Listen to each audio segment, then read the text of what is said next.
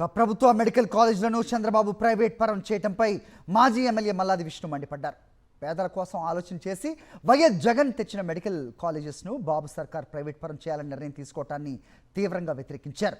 ఈ నిర్ణయాన్ని ఉపసంహరించుకునే వరకు అన్ని వర్గాలు పోరాటం చేయాలని పిలుపునిచ్చిన మల్లాది విష్ణుతో మా ప్రతినిధి అశోక్ మాట్లాడారు.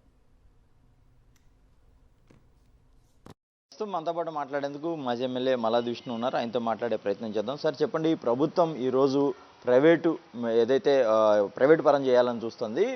ప్రభుత్వం గతంలో తెచ్చిన మెడికల్ కాలేజీలను దీన్ని ఎట్లా చూస్తారు సార్? అసలు రాష్ట్ర చరిత్రలో నిన్న క్యాబినెట్ డెసిషన్ ఒక చరిత్రలో ఒక చీకటి రోజుగా నిలిచిపోయేటటువంటి రోజు. ఎందుకంటే క్యాబినెట్ అంటే మంత్రులందరూ ఉంటారు, వివిధ జిల్లాలకు సంబంధించినటువంటి వాళ్ళందరూ ఉన్నారు.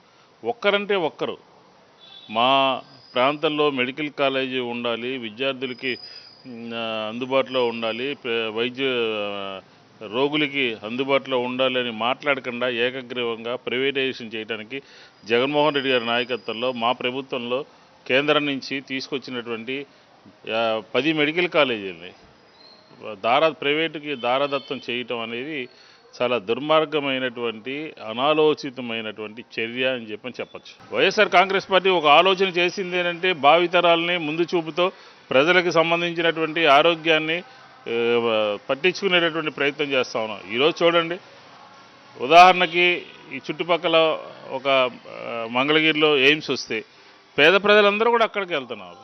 ఈరోజు మచిలీపట్నంలో ఒక మెడికల్ కాలేజీ వస్తే ఆ చుట్టుపక్కల ఉన్నటువంటి బంటుమిల్లి కానీ, పెడన కానీ, అవినిగడ్డ కానీ, చల్లపల్లి కానీ ఆ చుట్టుపక్కల ఉన్నటువంటి గ్రామస్తులకి ఒక ధైర్యం వస్తుంది.